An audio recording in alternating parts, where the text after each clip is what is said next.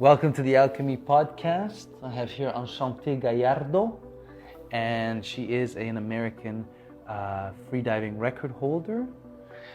85 meters on one breath in free immersion. And today we're going to talk about something that most people have a hard time opening up about, and we're going to talk about relationships, selfishness in freediving, and being a mother, and at the same time a professional athlete. Welcome, Enchante. Thank you for having me, Luca.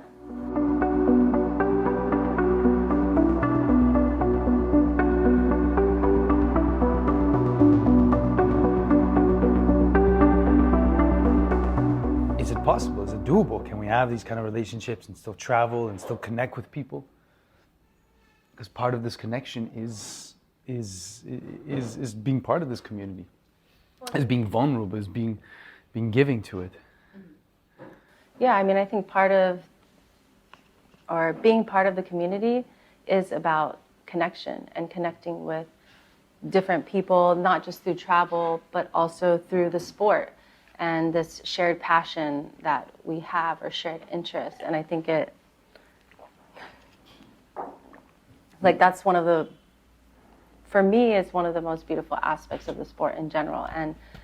And part of the reason why I love traveling and competing and training is meeting different people from different parts of the world. And it's interesting because you meet different people and, you're raised in different cultures. So there, in a way, are different perspectives on society and life. But at the same time, we're down to the root of it, we're all very similar.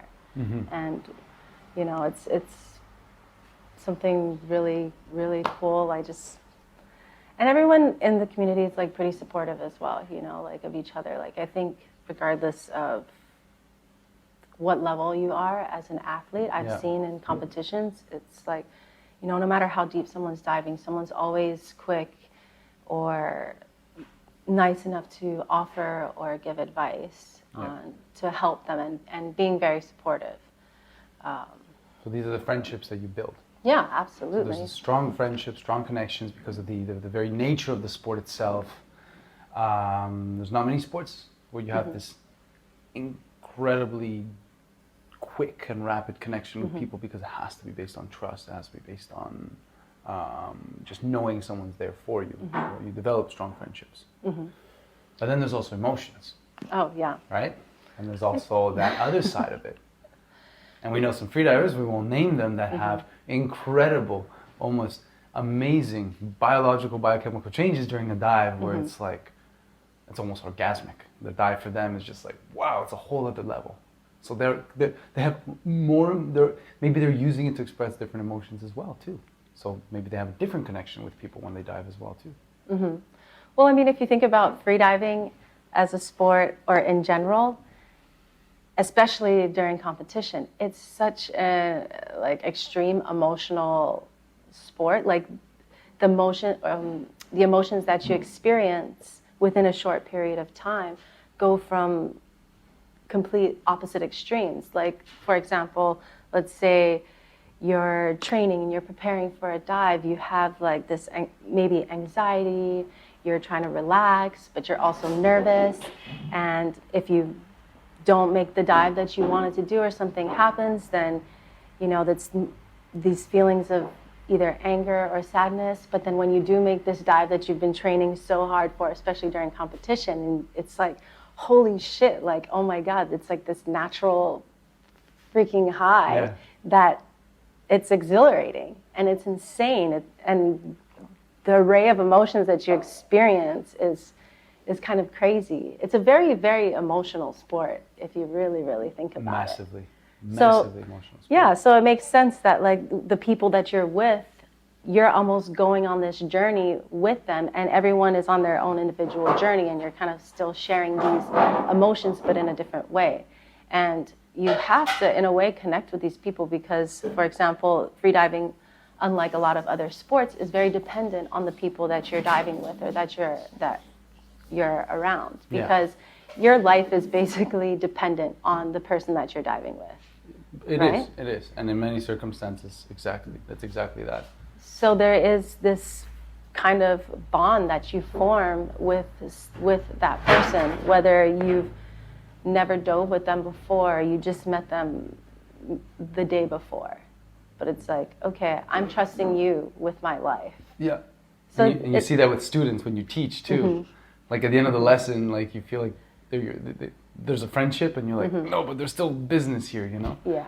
Well, I mean, it's interesting because there is business, but then there's also this trust, you know, that you're almost forced to trust somebody. You're almost forced to trust. Absolutely. And it's quite beautiful. It can also be really scary, and I think you can also see it in the way that people dive with each other, and the energies can change depending on who you're diving with as well. Yeah. So that's also something really interesting. You know, with some people you feel really relaxed and really comfortable, and then some people you're kind of, you don't know how, maybe you've never dove with them before, so you don't know how they are as a diver or their capabilities as a safety. So that also determines whether or not you want to push yourself or not. Yes. You know? Yes, absolutely. What fascinates me is this balance between a clear and obvious selfishness that requires you to be a high-performing athlete. Mm-hmm. You have to put on the tunnel vision. You have to put on the horse blinders at a certain point. Mm-hmm. Versus this giving and altruism that you have in the community. Mm-hmm. That to me is something that I'm still figuring out in terms of balancing, not just as an athlete, but also maybe as a man and as a lover. How do I balance these selfish emotions, which will drive me to success? How do I balance these conflicting issues? That selfishness versus that you got to connect with people. You got to let go. You got to be vulnerable. How do you feel about that? I think that's actually a really good topic. I feel for myself that I've developed a pretty good ability to, I wouldn't say detach myself, but in a way from those emotions and in terms of my dives. And sometimes even in my daily life, it's because if you have, and it can become somewhat convoluted, especially when you're talking about emotions and like your personal life. And because there are times where that does affect your diving, there's absolutely no doubt. But for me, I think I have for the most part, a pretty good ability to separate those emotions and do what I need to do, you know, like focus on my dive. And I've seen it lately in the past couple months, is feeling certain emotions in my personal life, in my relationships, and almost feeling, you know, going through periods where I even feel really sad and bothered, and then having to do this dive that I've been training for the past couple weeks or couple months, and I have to separate myself from that in order to have a successful dive. And it's almost psychopathic if you think about it. It The is. behavior It's crazy. can be categorized as a sociopathic behavior. It's fascinating, eh? It is. It's interesting to be able to detach yourself, but it's, I don't even know how to explain it. I don't know if it's a therapeutic thing, because like when you have the ability to do that, and then you do have these successes despite that, it almost makes you feel not like invincible, but it makes you feel like, wow, like holy shit, like I can do anything that I put my mind to. Yes. You know? And the mind is so powerful, and it's I don't know, it's interesting to analyze like all these different emotions that you feel, and the things that, like the goals that you set and everything else, and being able to separate that. I know a lot of people who, I've had some conversations with people recently who have a difficult time with that. You know, they're not able to separate those two things as easily, and their emotions or their connections with the person that they're diving with really affects their dives, and they don't want to spend the time to maybe try to dive with a new partner during their training because they don't feel as comfortable. Okay. For me, if I'm training for something and I have something that I need to accomplish, like a dive that I'm working for, it doesn't matter who I'm diving with. If I feel like they can safety me, then that's what matters to me, because I have this goal in mind. And this is what I came here to accomplish, and I came here to set. And I have to be able to separate that if I want to be successful for myself, you know? So that detachment, let's call it selfish detachment. And I say that from the perspective of an outsider, when we know it's a much deeper issue than that. But that detachment is necessary. Which I find super interesting, because I've even heard recently people tell me, 120 plus meter freedivers tell me, I approach some dives as if I am ready to die. I don't want to die, by all means. I have no intention, but I approach it with the mentality that if this is the way it's going to go, I'm okay, I'm ready for it. And that allows you to detach in a way that gives you a focus that I can't even begin to imagine. There's no way I'm even close to that, you know. But when you hear somebody with such a success say that, it's amazing. It's wow. I would call that basically surrendering to the experience. Surrendering to the experience. Surrendering to this present moment of your dive, for example. Yeah. And it's also like separating business from pleasure. Yeah. Kinda. Yeah, I could see that. Yeah, but this is very ephemeral. This is very deep. This is being able to walk into go do a no limits dive, a very deep one, and say, you know what? If I don't come back, it is okay. To detach from friends, family, love, experience, life. That runs deep. Okay. And how do you feel about that? Like in your diving? I feel like I want to train towards that, not in a way that it detaches me from life and the other things of life, but actually in a way that will maybe train me to appreciate more. Do you feel like you're more attached to your emotions when you're diving? Does that, like, would you say that your emotions in your daily life affect your dives? Or are you able to detach from that if you know that there's something you have to do? I'd say I'm definitely still training that. I'm definitely still training that that disconnection for reconnection. Let's call it that. It's not easy, but when I hear other people that have had many more years of experience and much deeper than myself, like I admire it. I find it amazing, because I've basically read the same things about people going to the mountains. When you go to the mountain, you go to the mountain. Maybe you might not come back. You have to be ready for that.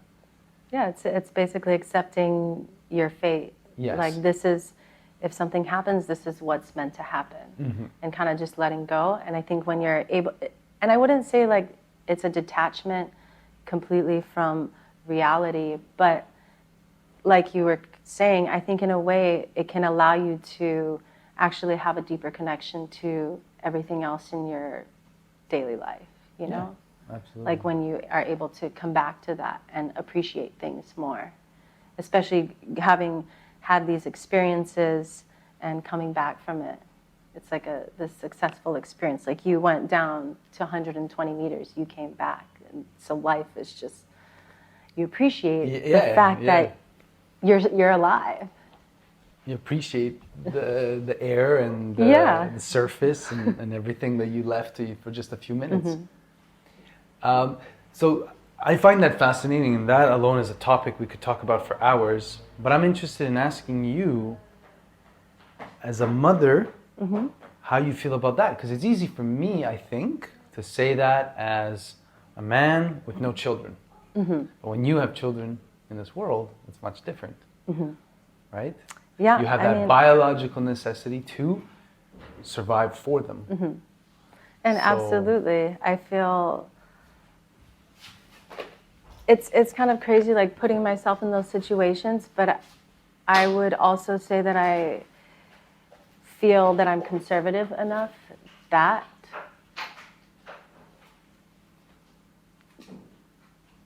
nothing crazy would ever happen, but at the same time, you don't really know. You don't really know. You don't really know, and that's true. But I also have that belief, like if something happens, then it happens. That's just part of life. Back to the topic of selfishness, then on this, have you had people say, "Oh, Enchante, you're being so selfish towards your kids, taking these unnecessary risks. What are you trying to accomplish? What are you trying to achieve?" Putting you in your place, like, you're a mom, therefore this should be your role. Have you had that? I don't think I've had anyone say that to me directly. A lot of the times, it's actually quite the opposite. People think that it's really cool that I'm still doing something that I love, despite having children. And I think in a way, it shows people that having kids doesn't mean that you can't still do what you love. Achieve amazing things. But I would say that is something that I've questioned myself and has potentially been an insecurity, is, caring about what other people think and thinking, oh, maybe they're judging me because, oh, why is she going off to competitions? Like, she should be at home, like, with her kids. And I love my kids and I miss them so much, and they're amazing and hilarious. But, my family, my mom, their dad, have been super supportive through all of this. Yeah. And I wouldn't be able to do this without their support. I know when I'm away, they're in a good place, they're safe, they're happy. And that's really important to me, because, if I didn't have that support, of course I wouldn't be doing this. So I feel really fortunate and really blessed in that aspect.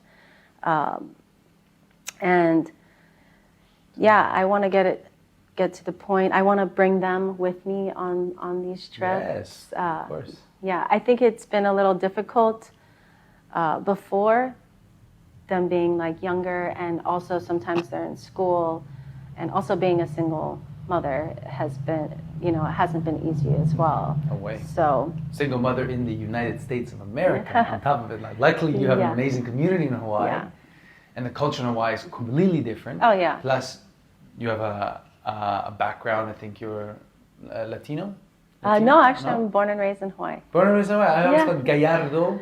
So yeah, because I'm half Filipino, so I have a lot of Filipinos have Spanish last names. Cool. But again, Filipinos. I lived in the Philippines. Such strong family sense.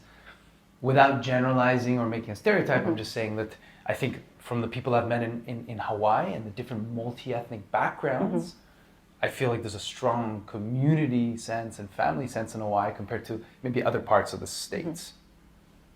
Yeah. Is that fair to say? I would say, yeah, absolutely. Because I used to live in Puerto Rico, Hawaii as well. They have a very big sense of family and support from the family, and that's one of my favorite things about Hawaii and Latino culture is they're so loving, they're affectionate, and also very supportive of each other.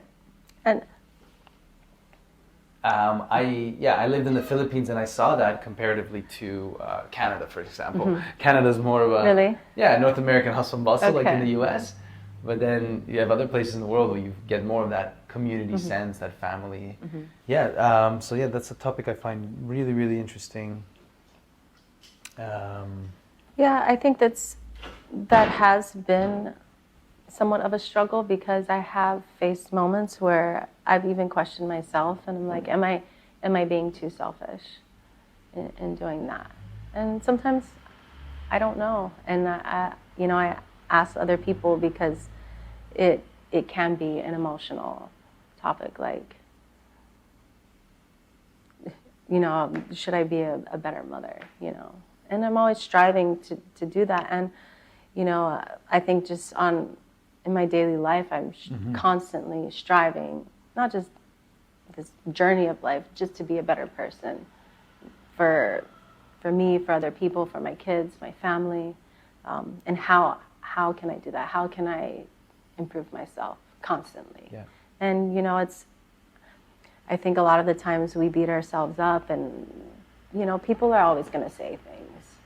And it's kind of pushing through that regardless of what people say, or the opinions that people formulate about you.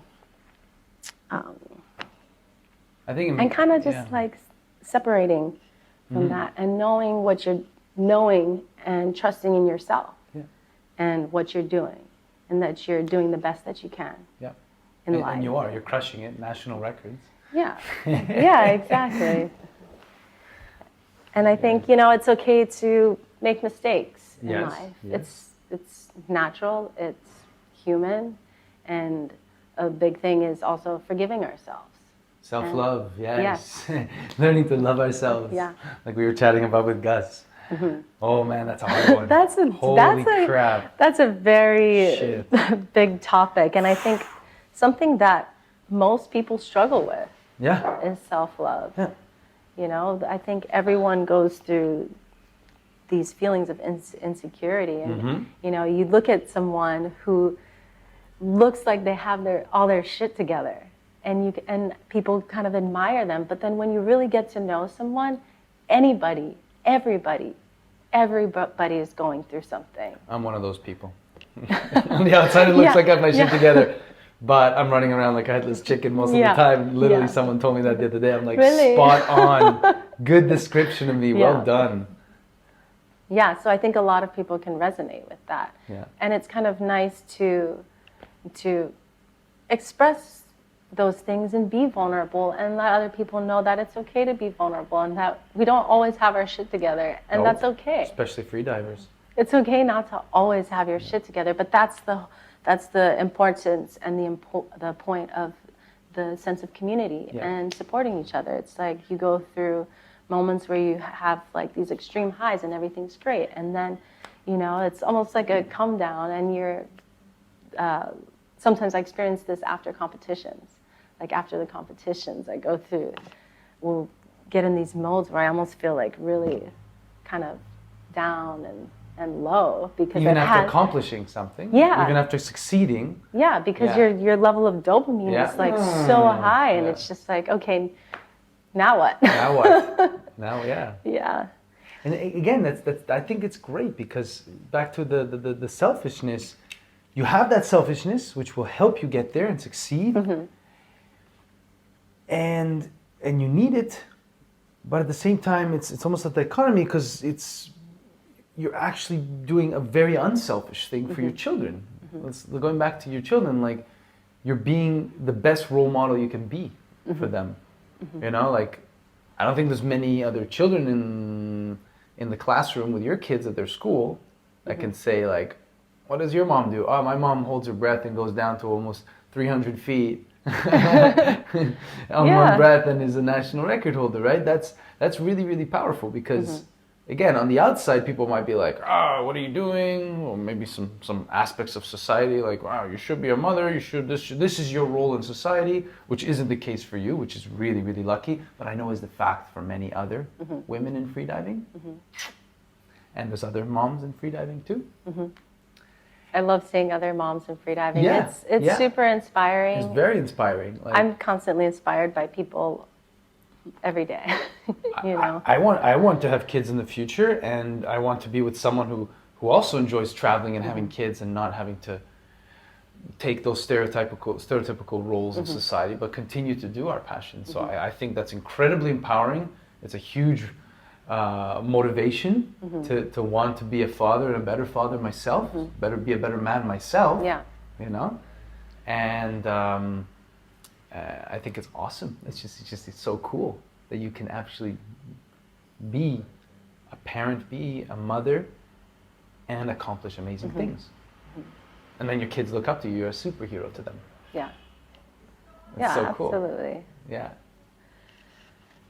I mean, it's I agree with what you said, but again, it also still comes with its daily struggles as well. So, but it's definitely interesting, and I think if anything, I'm glad to be able to be a part of one of those people, if I can inspire people like yourself.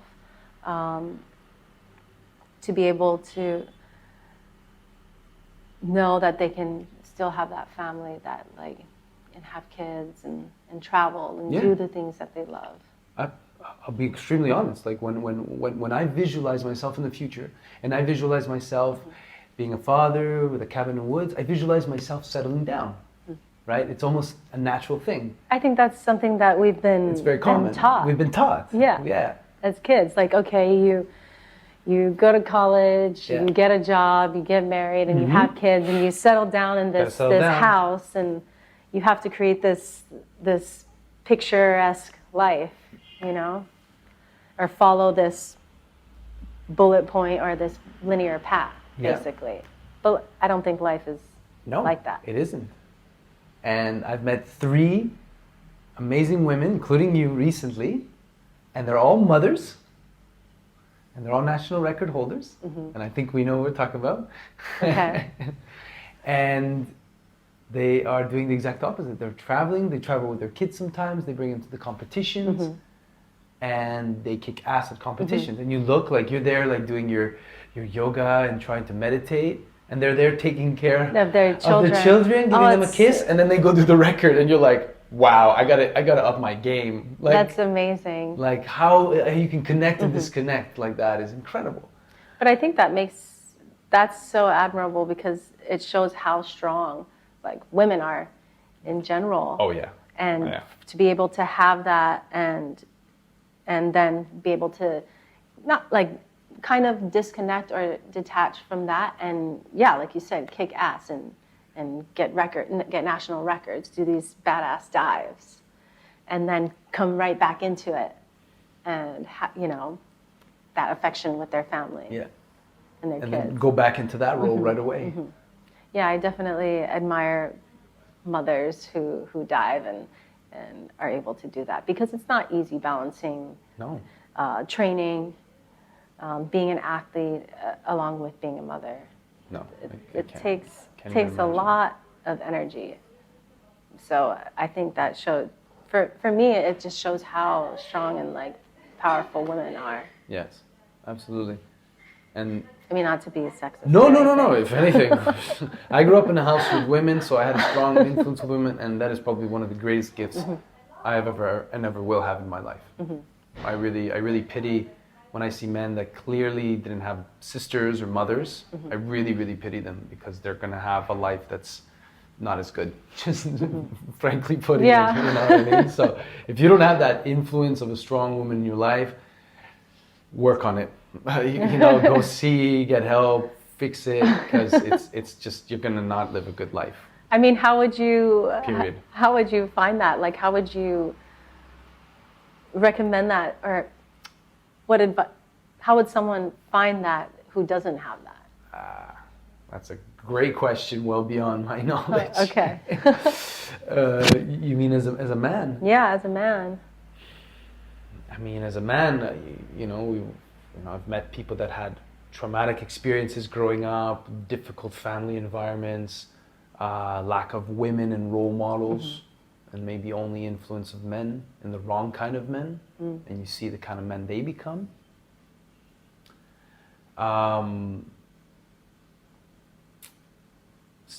Maybe obviously connect with the right person, start a family, and hopefully have daughters. Maybe that's the only way hopefully have daughters, that's maybe the only way you can become empathetic again. So I don't think it works like that. No, it doesn't work like that. It doesn't. That's the thing. So I'm sure there's other much smarter people that have a roadmap for these people.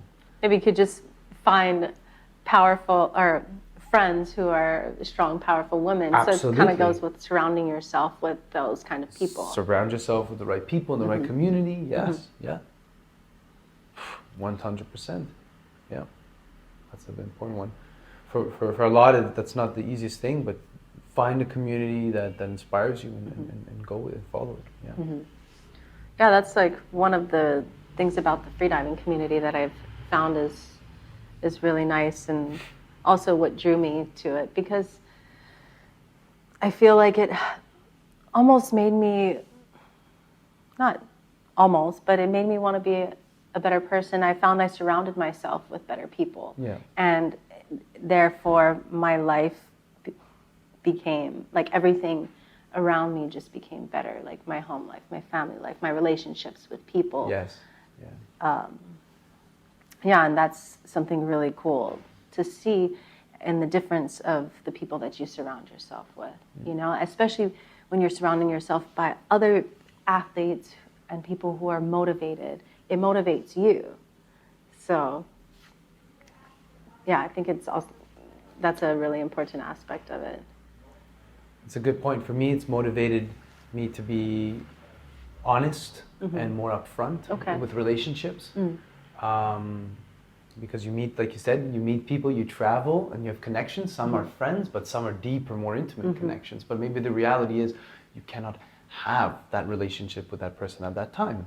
We're travelers, we're nomads, we're a global community. So at least being able to talk about it beforehand, like, what is this connection we have? Let's acknowledge our reality. How can we be friends? Be also maybe intimate lovers, but acknowledge the fact that you're going to go one way and I'm going to go the other. Maybe we'll see each other at the next competition or in 6 months and somewhere else. That has been a challenge for me, but I find that the honesty and the communication has really changed. Challenging in what way? Well, because you can, sometimes you reserve, you think, well, should I let this person into my life? And then I'm gonna go one way and you go the other way, and then I'm gonna feel hurt. That's part of the process. You are gonna get hurt. If you let someone in, let someone close, and then you have some space, there is gonna be some. Yeah, I think that can be a tough subject in itself, because I mean, I can relate, especially when you do. A lot of freedivers live a very nomadic life. Yeah. And you don't know when you're going to see this person again. I mean, maybe you'll see them at the next competition or somewhere else in the world, or maybe training. And it's when you meet somebody that you connect with, it's natural to want to open up to that connection. But also knowing that the time is limited, I think people are afraid to become vulnerable to that. Yes, exactly. You hit it on the nail. Yeah. And I mean, that's definitely something that I've struggled with as well, and I think maybe a lot of other people might struggle with it, is having these awesome connections with people. And for me, I think I kind of like feeling vulnerable in a way. You know? Me too. Yeah. To that feeling. And I know that a lot of the times things aren't, permanent, but it doesn't matter, because I think if you, like, for example, if you have whether it's a relationship with someone or a friendship, if you enjoy spending time with that person, you never know what's going to happen in life anyways. So why not take that time to enjoy that moment to its fullest? Yeah, absolutely. Like, what's the point in reserving yourself, like, to avoid being hurt when you're probably going to feel hurt no matter what? I mean, that's just part of life, and it's okay to feel hurt.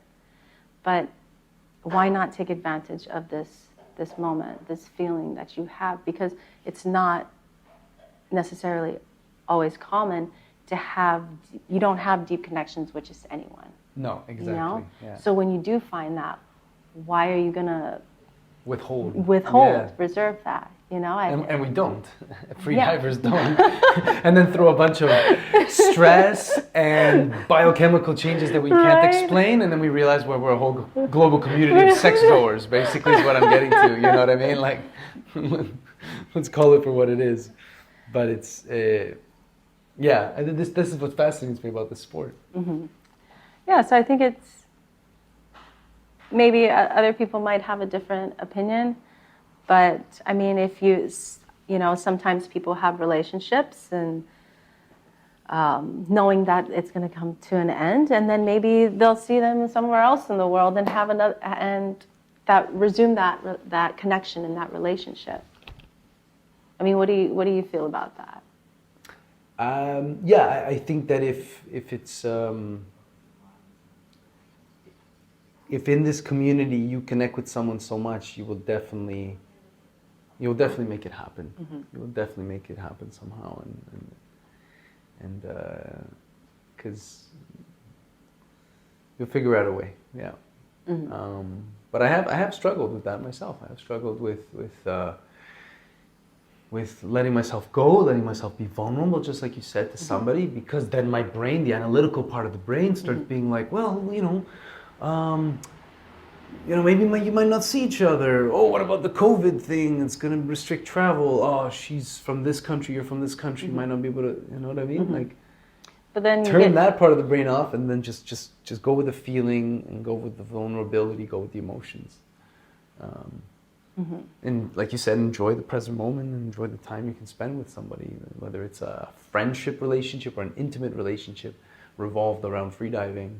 Oh yeah, any kind of relationship. Yeah. I mean, I've definitely developed some really deep friendships from traveling and through the sport, and some of the deepest friendships that I've had, So it's really cool, and I think, especially in the freediving community, a lot of people have somewhat similar ideals. So you can kind of relate and resonate with each other, and then you have some people who are trying to figure it out, and almost opening up to that vulnerability, or toying with the idea in their mind and trying to understand. And it's also it's interesting, especially the feeling like having all these emotions. It's also being able to feel them, kind of be aware of what you're feeling, and then also you can step outside of that and kind of look at it from a different perspective, like objectively. Then I think that can be applied to basically anything in life, and even with freediving, in terms of not letting certain emotions like overcome you. It's like realizing that they're there. Yeah. Saying, okay, I feel sad, I feel angry, I feel happy, I feel like, elated, but also not, or like, especially if you're feeling angry or sad about something, you feel it. It's okay to feel sad, like feel that. Be angry, be sad, cry if you need to. Yeah. Okay? Yeah. Connect with the feeling. And then step outside of yourself and kind of think, okay, why am I feeling this emotion? What's the point of feeling this emotion? And feel it and just kind of like let it go. And I think it helps to overcome a lot of things and kind of like separate, not detach, but like separate those kinds of things. And then you can kind of think in a more logical sense, but also emotionally, So we went into so many different things. I love it. We talked about like selfishness and freediving. How do you balance it out? We talked about like relationships, and I really appreciate your point of view on being an athlete, being a record holder, being a mother, and balancing these different things. And I think a lot of people can take away some big messages from that, because it's not easy, and you're doing it, and you're doing it successfully, and you're doing it with the right intent. You're doing it acknowledging like it's a team effort. Like if it wasn't for my community and my family, I maybe wouldn't be able to do this. And I'm the best role model for my kids, and I can't wait to travel with them and bring them on competitions and have them see me do this thing that's different than what most mothers do. It's cool. Absolutely. You know what I mean? It's like, listen to any mother that's in any sport at the top of their game. It's interesting. There's a lot of TED Talks on that. Very famous climbers, very famous triathletes, how they balance these different things in life, but how they actually make it work. It gives people different perspective. So, yeah, I think that's the key in all of this, is trying to find the right balance. Excuse me. And I don't think it's just with mothers, but I think anybody, and no matter what they're doing, trying to find the right balance of basically creating this homeostatic life. Yes. Yeah, and I think it's a constant journey, and because our lives are constantly changing, we're evolving, and we have to constantly reevaluate that and find out what works for us. So it's interesting, and it's fun, and it's interesting talking to different people and learning from other people and their experiences as well, and like you as well, because we're all on our own journey. So yeah, absolutely. And let's say, let's end it with, what advice would you give to someone who's falling in love with the game, wants to go for it, either is really intending on having children or already has children, but doesn't want to give up this journey they're on, doesn't want to give up this discovery that they've made, maybe at a later point in their life. Maybe they're already a mother, let's say, or a father, and they want to pursue this. What advice would you give them in terms of like, man, you can do both, you can be both, just like you gotta have certain things dialed in? I think that if you have kids or if you don't have kids, and that's something that you want, I would say, well, I'm a firm believer in, if there's something that you want to do, you can do it. And if it's something that you really want to do, regardless of what obstacles you face, you will find a way. You'll find a way, yeah. You will find a way. And I think community is a huge one. Friendship is Yeah. really important, and having a really good support system. Because if you don't have a support system, You're in trouble. then it's not going to work. Financially, socially. Yeah, but also trusting and believing in yourself, I think, are really, really important. True. And I think anything can be done with kids or wanting to have kids in the future. It's going to be different for everybody, because everybody's life situations are very different. But like I said, if it's something that you really want to do, you'll find a way. And it's kind of cool and interesting, because maybe sometimes people might feel alone, especially mothers, and especially single mothers. Single mothers, which is the most difficult place to be in sometimes. But it's kind of amazing when you start to meet people and develop that community, how many people are super supportive and will be there to like help you, and especially in the freediving community. And because you have other mothers who compete, they also understand like what you're going through. Other mothers or fathers, I mean, who are doing crazy things. I mean, look at Alexi. True. He has kids as well.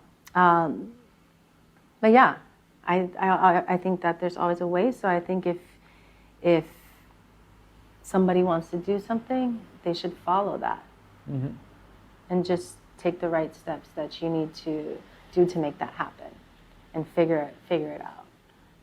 I mean, that sounds like... No, absolutely. Honestly, we know many people in this community, and without having to name names, we know that there's definitely some close friends in this community that are single mothers, and they are struggling with this. You know, they are struggling with raising a child on their own, but at the same time continuing this career, continuing this path.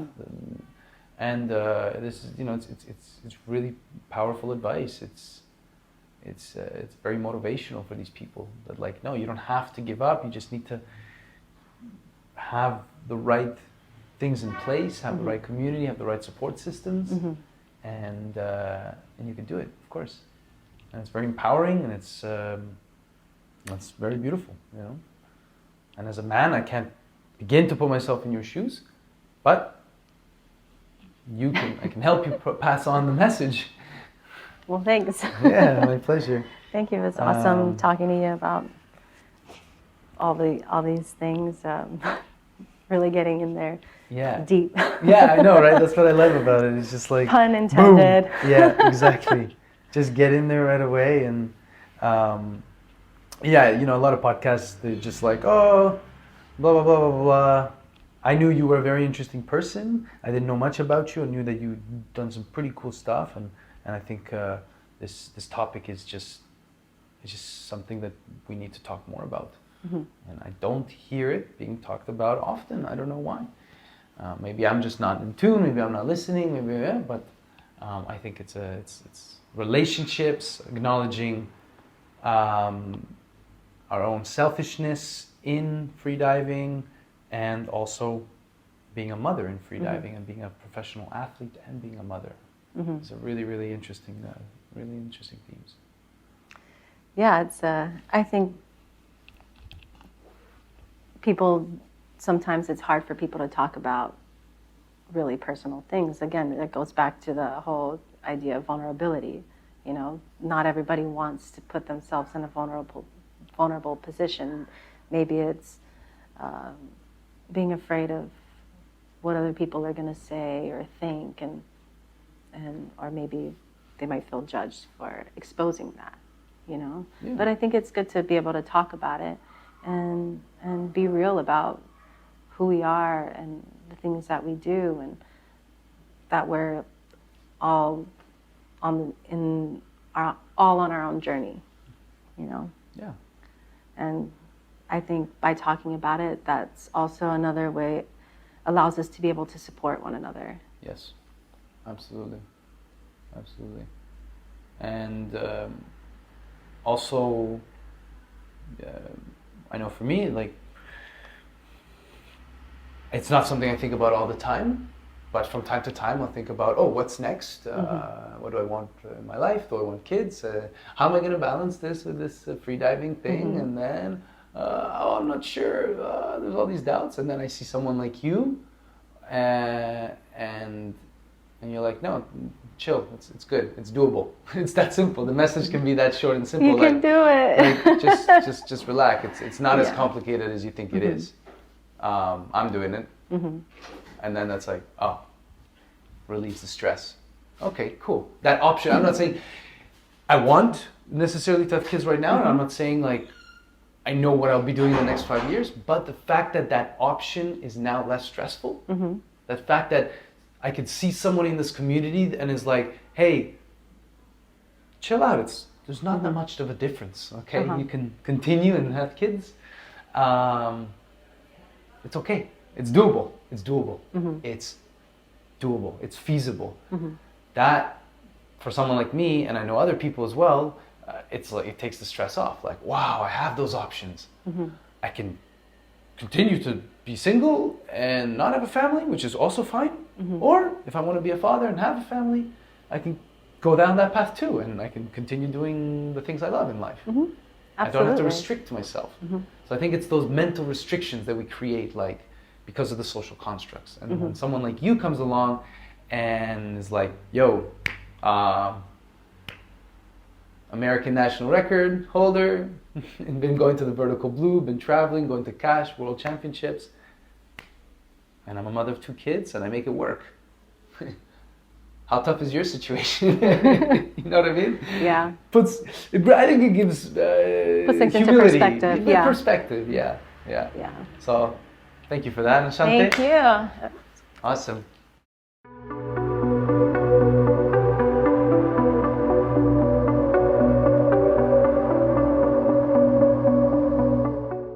The Alchemy Podcast is supported and sponsored by Alchemy. They are always on the forefront of researching and developing new products. Their latest product, the Alchemy Neckweight, is one I'm a huge fan of, and many other freedivers are also really enjoying its use. So a big shout out to Alchemy, and thank you for supporting this podcast.